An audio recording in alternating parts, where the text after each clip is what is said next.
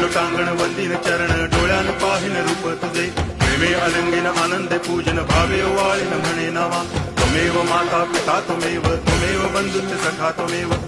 विद्या करुणं त्वमेव सर्वं मम देव कायेन वाचा मनसेन्द्रियैर्वा बुद्ध्यात्मना वा प्रकृति स्वभावात् करोमि यद्यत् सकलं परस्मै नारायणायति समर्पयामि अच्युतं केशवं रामनारायणं कृष्णदामोदरं वासुदेवं हरि गिरिधरं माधवं गोपिकावल्लभं जानकीनायकं रामचन्द्रं भजे।